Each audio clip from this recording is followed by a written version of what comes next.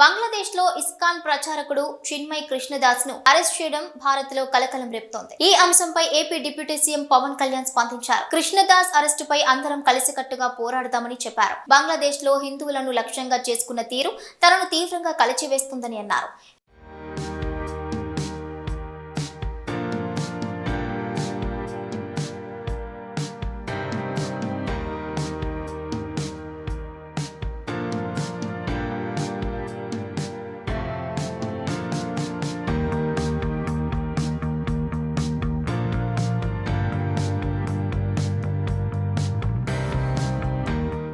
హిందువులపై జరుగుతున్న దాడులను ఆపాలని బంగ్లాదేశ్ తాత్కాలిక ప్రధాని మహ్మూద్ యూనిస్ కు విజ్ఞప్తి చేశారు.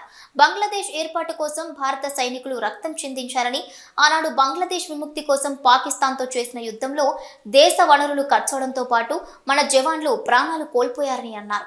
ఇక ఈ మేరకు ఆయన ఎక్స్ వేదికగా స్పందించారు. ఢిల్లీ పర్యటనలో ఉన్న పవన్ కళ్యాణ్ మీడియాతో మాట్లాడుతూ జగన్ కు అదానీ ముడుపుల వ్యవహారాన్ని ముఖ్యమంత్రి చంద్రబాబు పరిశీలిస్తున్నారని, ఈ అంశంపై కేబినెట్ మీటింగ్ లో చర్చించి నిర్ణయం తీసుకుంటామని అన్నారు. గత ప్రభుత్వ హయాంలో ఎన్నో అవకతవకలు జరిగాయని, అన్ని అంశాలను పూర్తిగా పరిశీలించి చర్యలు తీసుకుంటామని చెప్పారు.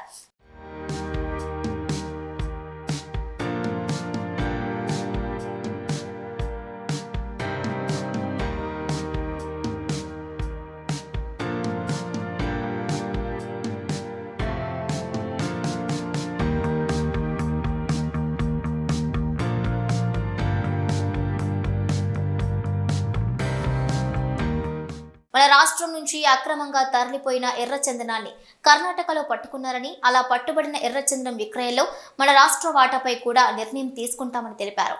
ఈ విషయంపై కాంగ్రెస్ జాతీయ అధ్యక్షుడు మల్లికార్జున ఖర్గేతో ఇప్పటికే మాట్లాడారని వెల్లడించారు.